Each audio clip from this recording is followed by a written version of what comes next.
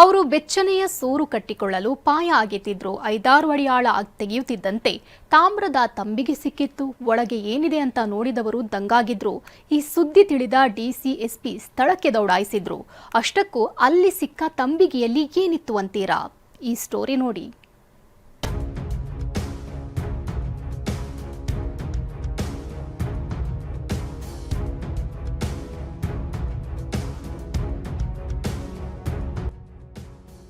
ಪಚ್ಚೆ, ನಾಗರ ಹೀಗೆ ಫಳಫಳ ಅಂತ ಹೊಳೆಯುತ್ತಿರೋ ಆಭರಣಗಳು.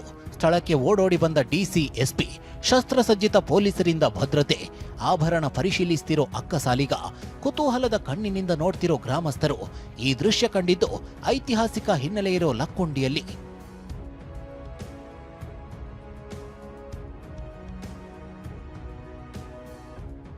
ಮನೆ ಕಟ್ಟಲು ಅಡಿಪಾಯ ತೆಗೆಯುವಾಗ ನಿಧಿ ಪತ್ತೆ. ತಾಮ್ರದ ಪಾತ್ರೆಯಲ್ಲಿತ್ತು ಪುರಾತನ ಕಾಲದ ಆಭರಣ. ಗದಗ ತಾಲೂಕಿನ ಲಕ್ಕುಂಡಿ ಐತಿಹಾಸಿಕ ಹಿನ್ನೆಲೆ ಇರೋ ಗ್ರಾಮ. ಇದನ್ನ ಕಲ್ಯಾಣ ಚಾಲುಕ್ಯರು ಆಳಿದ್ರು.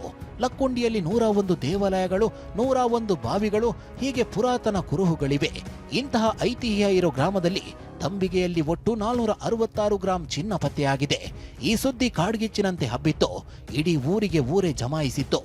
ಒಂದು ಸಣ್ಣ ಚೆಂಬುದಲ್ಲಿ ಸುಮಾರು 1 ಕೆಜಿಯಷ್ಟು ಏನು ನಿಧಿ ಪತ್ತೆಯಾಗಿದೆ. ಹೀಗಾಗಿ ಈ ಒಂದು ನಾವು ಲಕ್ಕುಂಡಿ ಗ್ರಾಮದಲ್ಲಿ ನೀವು ನೋಡ್ಬೋದು. ಯಾವ ಸ್ಥಳದಲ್ಲಿ ಸಿಕ್ಕಿದೆ ಅನ್ನೋ ನಾವು ನಿಮ್ಗೆ ತೋರ್ತೀವಿ. ಇಲ್ಲಿ ನೋಡ್ಬೋದು ಆ ಏನು ಕಟ್ಟಿಗೆ ಏನು ನಡೆದಿದ್ದಾರೆ ಅದೇ ಒಂದು ಜಾಗದಲ್ಲಿ ಮನೆ ಏನು ನಿರ್ಮಾಣಕ್ಕೆ ಪಾಯ ಅಗಿತಾ ಇದ್ರು. ಆ ಒಂದು ಜಾಗದಲ್ಲಿ ಒಂದು ಸಣ್ಣ ಚೆಂಬುದಲ್ಲಿ ನಿಧಿಯನ್ನು ಪತ್ತೆಯಾಗಿದೆ. ಹೀಗಾಗಿ ಈ ಒಂದು ಅಪರೂಪದ ನಿಧಿ ಸಿಕ್ಕ ಹಿನ್ನೆಲೆಯಲ್ಲಿ ಇಲ್ಲಿ ನೋಡ್ಬೋದು ಸಾವಿರಾರು ಸಂಖ್ಯೆಯಲ್ಲಿ ಜನರು ಕೂಡ ಏನು ಕುತೂಹಲದಿಂದ ಈ ನಿಧಿಯನ್ನು ನೋಡಲಿಕ್ಕೆ ಇಲ್ಲಿ ಜಮಾಯಿಸಿದ್ದಾರೆ.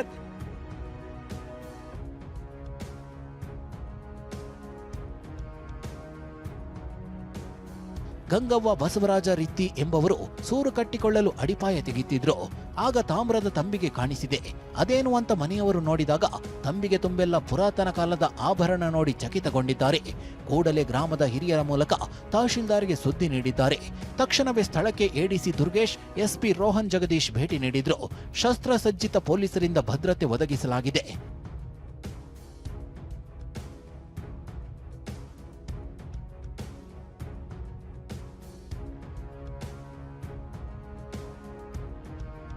ಪ್ರಾಚೀನ ಕಾಲದಂಥ ಕಿವಿ ಓಲೆಗಳು, ಉಂಗುರಗಳು, ಕಂಠಿಹಾರಗಳು, ಆನಂತರ ನಾಗಕ್ಕೆ ಸಂಬಂಧಪಟ್ಟಂತೆ ಏನು ವಸ್ತುಗಳು, ಒಟ್ಟಾರೆಯಾಗಿ ಟೋಟಲ್ ಆಗಿ 466 ಗ್ರಾಮ್ ಅಥವಾ 470 ಗ್ರಾಮ್ವರೆಗಿರ್ತಕ್ಕಂಥ ಒಂದು ಅಳತೆ ಮಾಡಲಾಗಿ ಟ್ರೆಜರಿಗೆ ಡಿಪಾಸಿಟ್ ಅನ್ನು ಮಾಡ್ತೀವಿ. ಮಾನ್ಯ ಜಿಲ್ಲಾಧಿಕಾರಿಗಳ ನಿರ್ದೇಶನದ ಮೇರೆಗೆ ಮತ್ತೆ ಸರ್ಕಾರಕ್ಕೆ ಮಾಹಿತಿಯನ್ನು ಸಲ್ಲಿಸುವಂತ ವ್ಯವಸ್ಥೆ ಮಾಡ್ತೀವಿ. ನಿಧಿಯನ್ನ ಸದ್ಯ ಸರ್ಕಾರಕ್ಕೆ ಒಪ್ಪಿಸಲಾಗಿದೆ. ನಿಧಿಯನ್ನ ಸರ್ಕಾರಕ್ಕೆ ಒಪ್ಪಿಸಿರೋ ಬಡ ಕುಟುಂಬಕ್ಕೆ ಸರ್ಕಾರ ನೆರವು ನೀಡುವ ಭರವಸೆ ನೀಡಿದೆ. ಅಷ್ಟೇ ಅಲ್ಲ, ಪೊಲೀಸ್ ಭದ್ರತೆಯಲ್ಲೇ ನಿಧಿಯನ್ನ ಜಿಲ್ಲಾ ಖಜಾನೆಗೆ ಕೊಂಡೊಯ್ಯಲಾಗಿದೆ. ಸಂಜೀವ ಪಾಂಡ್ರೆ, TV9 ಗದಗ.